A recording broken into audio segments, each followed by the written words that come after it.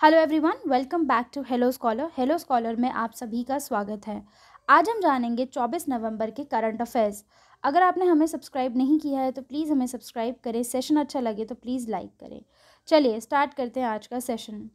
Which ministry announce the Tenzing Norgay national adventure awards for the year 2021? कौन सी ministry award देगी? Ministry of Youth Affairs and Sports, Ministry of Information and Broadcasting, Ministry of Panchayati Raj, Ministry of Commerce and Industry। बताइए कौन सी ministry है वो ये award present करती है। बच्चों ये अवार्ड प्रेजेंट करती है, जैसा आप देख सकते हो हमें कोई माउंटेनियरिंग या फिर रॉक क्लाइंबर जैसा नज़र आ रहा है। ये मिनिस्ट्री है ministry of youth affairs and sports. ये आपको अवार्ड देती है Tenzing Norgay national adventure award, और इस साल दिए गए हैं 2021 के लिए। अगले साल दिए जाएंगे 2022 के लिए। अब हम जानते हैं कितनी कैटेगरी में ये अवार्ड दिया जाता है। ये अवार्ड दिया जाता है बच्चों 4 कैटेगरीज में, ठीक है। 4 कैटेगरीज में ये अवार्ड दिया जाता है। Land adventure, water adventure, land adventure, water adventure, air adventure and चौथा है लाइफ टाइम अचीवमेंट अवार्ड, ठीक है। लाइफ टाइम अचीवमेंट कैटेगरी, ये है 4 कैटेगरी जिसमें अवार्ड दिया जाता है। अगर हम बात करते हैं लैंड कैटेगरी की तो उसमें मिला है नैना धाकड़ को। वाटर एडवेंचर कैटेगरी की बात करते हैं तो मिला है श्री शुभम धनंजय वनमाली को। और लाइफ टाइम अचीवमेंट अवार्ड की बात करते हैं, लाइफ टाइम अचीवमेंट कैटेगरी की बात करें तो वो मिला है ग्रुप कैप्टन कुंवर भवानी सिंह सम्याल को। ये हैं 3 विनर्स। इसमें आपको सर्टिफिकेट प्रोवाइड किया जाता है और 15 लाख रुपए का कैश मनी भी दिया जाता है। चलिए अगले क्वेश्चन की तरफ बढ़ते हैं। National Gopal Ratna award is conferred in the following categories, ठीक है। इन सारी कैटेगरीज में जो नेशनल गोपाल रत्ना अवार्ड है वो दिया जाता है। अब आपको ये बताना है कि इनमें से कौन सी वो कैटेगरी है जिसमें कि अवार्ड नहीं दिया जाता। You have to choose the incorrect statement. Best dairy farm rearing indigenous cattle and buffalo breeds, best farmer for producing yogurt butter products, best artificial insemination technician, best dairy cooperative milk producer company and dairy farmer producer organisation. ये 4 category हैं आपके सामने। आपको ये बताना है कि कौन सी कैटेगरी में नेशनल गोपाल रत्ना अवार्ड नहीं दिया जाता है। बच्चों ऑप्शन नंबर 2 क्या कह रहा है? Best farmer for producing yogurt butter products. तो इस कैटेगरी में ये अवार्ड नहीं दिया जाता है। कौन कौन सी कैटेगरीज में दिया जाता है? Best farmer rearing indigenous cattle buffalo breeds, best artificial insemination technician, best dairy cooperative milk producer company and dairy farm producer organisation. इस कैटेगरी में ये अवार्ड्स दिए जाते हैं। ये अवार्ड्स दिए जाते हैं ministry of fishery, animal husbandry and dairying, यानी कि ministry of fishery, animal husbandry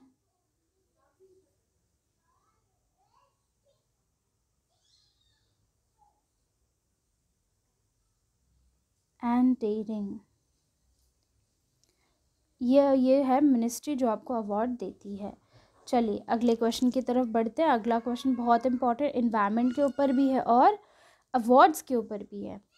who have been conferred with champion of the Earth award in the category of entrepreneurial vision?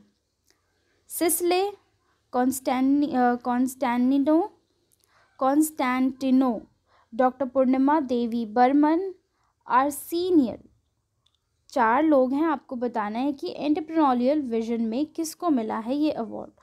बच्चों हमारे देश की डॉक्टर पूर्णिमा देवी बर्मन को ये अवार्ड दिया गया है एंटरप्रेन्योरियल विजन में। अब आप ये बताइए कि ये क्यों मिला है।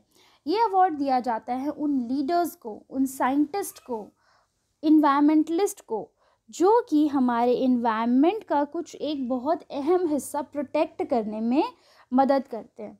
अब देखिए एक आदमी पूरा इन्वायरमेंट तो बचा नहीं पाएगा, है ना, ऑब्वियस सी बात है। लेकिन अपना मेजर कंट्रीब्यूशन तो हम दे सकते हैं। तो ऐसे ही कुछ लोग हैं जो कि मेजर कंट्रीब्यूशन देते हैं और उनके कंट्रीब्यूशन को रिकॉग्नाइज करने के लिए ये अवार्ड दिया जाता है। अब हम जानते हैं पूर्णिमा देवी बर्मन ने क्या किया। पूर्णिमा देवी बर्मन ने सोचा, उन्होंने कोशिश करी जो सेकंड रेयरेस्ट स्ट्रोक स्पीशीज़ हैं उनको बचाने की। स्ट्रोक्स क्या होते हैं? इस तरीके के दिखने वाले बर्ड्स होते हैं, ठीक है। इनको बचाने की उन्होंने कोशिश करी और उन्होंने जद्दोजहद शुरू कर दी। और ये एक तरीके से मोमेंट कह सकते हो या फिर एक तरीके से लीडर हैं कि कैसे भी उन्होंने बहुत सारे तरीके निकाले हैं कि कैसे स्ट्रोक स्पीशीज़ को हम बचा सकते हैं, ठीक है। हरगिला आर्मी की ये फाउंडर है। हरगिला आर्मी क्या करती है बच्चों? असम में ना क्या होता है, जैसे ही कोई स्ट्रोक बेबी पैदा हुआ, बेबी शावर करना, उसको अच्छे से सेलिब्रेट करना, कभी किसी को चोट लग गई तो उसको ऐसे पड़े नहीं रहने देना, उसको उठाना, उसका बैंडेड करना। इस तरीके से अगर हम ध्यान रखेंगे तभी तो जाके स्पीशीज़ का जो नंबर है वो राइज होगा। ये हैं senior project manager of avifauna research and conservation division, okay. ये है प्रोजेक्ट मैनेजर ऑल्सो। सो मैंने आपको बता दिया कि ये क्या करते हैं। अब हम देखते हैं कि कौन कौन सी कैटेगरी में किस किस को अवार्ड मिला। इंस्पिरेशन एंड एक्शन,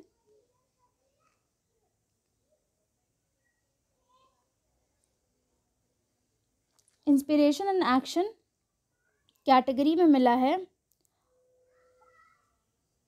आर्सेनियल, सिसले, कॉन्टेस्टिनो, इन तीनों को मिला है इंस्पिरेशन एक्शन कैटेगरी में। और एंटरप्रेन्योरियल विजन में मिला है doctor Purnima Devi Barman. Very important, this question is very very important, किसी भी एग्जाम में आपसे ये पूछा जाएगा। Now next question, recently sports person Babu Mani have passed away, he was associated with which sports? वो कौन से खेल से एसोसिएटेड थे? फुटबॉल, हॉकी, बैडमिंटन और टेबल टेनिस। ये जो बाबू मानी है ना, ये बाबू मानी, ये एक नाम है इनका, और ये एसोसिएटेड थे फुटबॉल से। ये फुटबॉल खेलते थे, ये एसोसिएटेड थे फुटबॉल से। Next question is, recently seen in the news, the Marg portal is related to the road construction, the expansion of the expansion of railways, a mentorship program for startups to map pilgrimage places। यानी कि किस लिए कि road construct किया जाए इसलिए ये portal बनाया गया है, या फिर रेलवेज़ को और एक्सपेंड किया जाए, या फिर मेंटोरशिप प्रोग्राम है किसी स्टार्टअप के लिए, या फिर to map the pilgrimage places, जितने भी पिलग्रिमेज प्लेसेस हैं उनको मैप करने के लिए। सो बच्चों ये जो पोर्टल है ना, it is related to the mentorship program for startups, यानी कि जो अपना खुद का कोई काम शुरू कर देते हैं हम उसे, तो हम बोलते हैं स्टार्टअप। तो ये उसके लिए है। अब देखो मार्ग जो है ना नाम, ये बना कैसे? Mentorship, advisory, assistance, resilience and growth, MAARG, मार्ग, ठीक है। इन सबको शॉर्ट फॉर्म में लिख दिया तो क्या बन गया? मार्ग। ये इसीलिए है ताकि जो स्टार्टअप्स हैं, स्टार्टअप्स को एक अच्छी मेंटोरशिप मिल पाए। ये क्या प्रोवाइड करेगा? ये प्रोवाइड करेगा फोकस्ड गाइडलाइन, प्रोवाइड करेगा for holding and support to startup throughout their life cycle. यानी कि जो भी स्टार्टअप है, जो भी स्टार्टअप इनसे जुड़ेगा, इनकी मेंटोरशिप लेगा, ये मेंटोरशिप देंगे तो उसको पूरी तरीके से उसको अंत तक उसकी मदद करेंगे, जैसे भी जितना भी हो सके। To establish a formalized and structured platform that facilitates intelligent matchmaking between the mentors and their respective mentees। यानी कि क्या उन दोनों के बीच में ऐसी फैसिलिटीज़ प्रोवाइड करना कि मेंटोर यानी कि जो हमें गाइड कर रहा है, जैसे कि संदीप महेश्वरी, वैसे ही सामने वाला पर्सन उसको भी समझ में आए, दोनों के बीच में अच्छे रिलेशनशिप्स हो। और तीसरा काम ये है कि क्या दोनों के बीच में, मेंटोर्स और मेंटी के बीच में अगर अच्छे रिलेशनशिप्स हैं तो क्या वो ग्रो कर रहा है, क्या वो रिलेशनशिप्स अच्छे हैं या नहीं हैं, ठीक है। So it is like timely tracking of the mentor and mentee engagements, right. चलिए, that's all for this question. Arittapatti Arittapatti in Mellur block has been declared as the heritage site by which of the following state? यानी कि ये जो site है, ये जो village है, एक तरीके का ये गांव है, इसको डिक्लेयर कर दिया गया है वर्ल्ड, इसको कर दिया गया है बायोडाइवर्सिटी हेरिटेज साइट। अब बायोडाइवर्सिटी हेरिटेज साइट होता क्या है, मैं आपको बता देती हूँ। ये वो वाली साइट्स होती हैं जहाँ पर बहुत प्रकार की बायोडाइवर्सिटी पाई जाती है, यानी कि बहुत प्रकार के बर्ड्स पाए जाएंगे, या कई बार बहुत एक जगह पे बहुत प्रकार के जानवर पाए जाएंगे।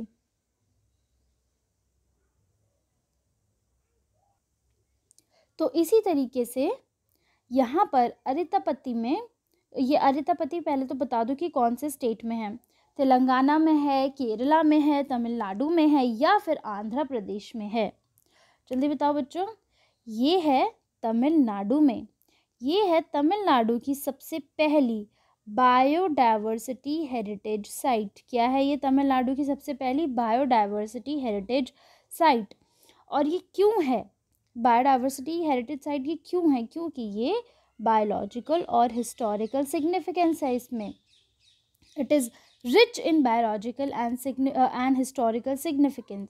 यहाँ पर 250 से ज़्यादा की बर्ड्स हैं, जिसमें कि 3 फ्लैगशिप रेपेटर स्पीशीज़ है, जैसे laggar falcon, shaheen falcon, Bonelli's eagle. Wildlife है जैसे कि पेंगोलिन, पाइथन, स्लेंडर लॉरेस, बहुत छोटे छोटे से जानवर होते हैं, स्लेंडर लॉरेस बहुत क्यूट से होते हैं। तो ये सारी चीज़ें ना वहाँ पर पाई जाती हैं। कहाँ पर? अरित्तापत्ति में। इसी वजह से उसको बायोडाइवर्सिटी हेरिटेज साइट डिक्लेयर कर दिया है। अंडरस्टूड? चलिए अगले क्वेश्चन पे पढ़ते हैं। अगला क्वेश्चन क्या कह रहा है? 9th ASEAN defence ministries meeting plus was held in which country? कौन सी कंट्री में मीटिंग हुई है? India, Laos, Cambodia, Indonesia. ASEAN nation की डिफेंस मिनिस्टर्स की जो मीटिंग होती है वो कहाँ पर हुई है बच्चों? तो वो हुई है कंबोडिया में। ठीक है, ये मीटिंग कहाँ पर हुई है? ये मीटिंग हुई है कंबोडिया में। और इसको कौन चेयर कर रहा है? इसको इंडिया और कंबोडिया मिलकर इसको चेयर करेंगे, यानी कि जो चेयरमैन होते हैं ना, हेड होते हैं। तो को चेयर का मतलब होता है कि इंडिया भी और कंबोडिया भी। तो इंडिया की तरफ से हमारे जो डिफेंस मिनिस्टर हैं राजनाथ सिंह, उन्होंने पार्टिसिपेट किया है। उन्होंने पार्टिसिपेट किया। उनके साथ साथ कौन कौन से ऑफिसर्स, कौन कौन से मिनिस्टर्स कह सकते हो, और जिन्होंने पार्टिसिपेट किया। Chief of defence integrated staff to chairman, chief of staff committee air marshal B R Krishna, और सीनियर ऑफिसर्स उन्होंने इस मीटिंग में पार्टिसिपेट किया है। इंडिया एंड कंबोडिया ने दोनों ने मिलकर इसको को-चेयर किया है। और ये 9th defence ASEAN meeting plus थी। अगले क्वेश्चन पे बढ़ते हैं। अगला क्वेश्चन क्या कह रहा है? National institute of educational planning and administration celebrates golden jubilee anniversary, diamond jubilee anniversary. हमने डायमंड जुबली सुना है, गोल्डन जुबली सुना है, सिल्वर जुबली सुना है, बट डायमंड जुबली क्या होता है?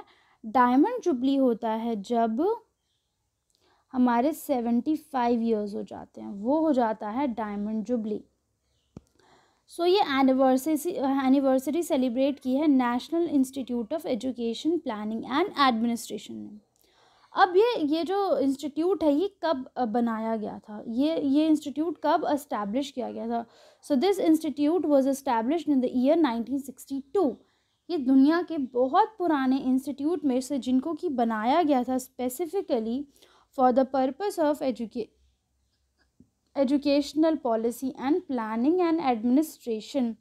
इनके लिए बनाया गया था। और ये बहुत पुराना इंस्टीट्यूट है जो कि स्पेसिफिकली एजुकेशन पॉलिसी बनाने के लिए, प्लानिंग करने के लिए और एडमिनिस्ट्रेशन के लिए बनाया गया।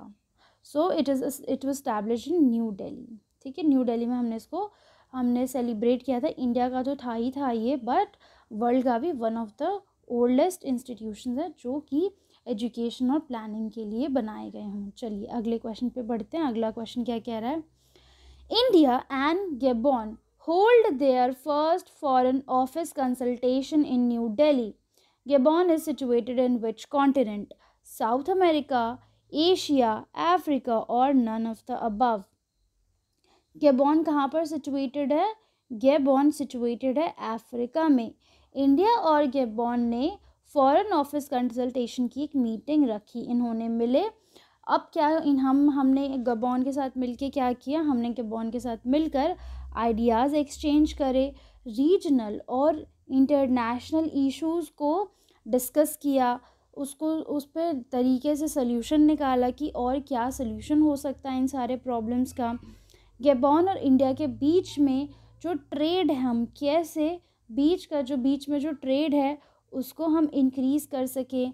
मल्टी लैटरल फोरा, climate change, international solar alliance और सस्टेनेबल डेवलपमेंट, इन सारे टॉपिक्स पर हमने बात करी। कैसे हम यूएन में कोऑपरेशन और भी ज़्यादा बढ़ा सकते हैं, कैसे हम क्लाइमेट चेंज पर अपना कंट्रीब्यूशन दे सकते हैं। इंटरनेशनल सोलर अलायंस के ऊपर इन्होंने बात करी और सस्टेनेबल डेवलपमेंट पर डिस्कशन हुआ। जो बायलैटरल ट्रेड है इंडिया और गैबॉन का, वो धीरे धीरे बढ़ ही रहा है।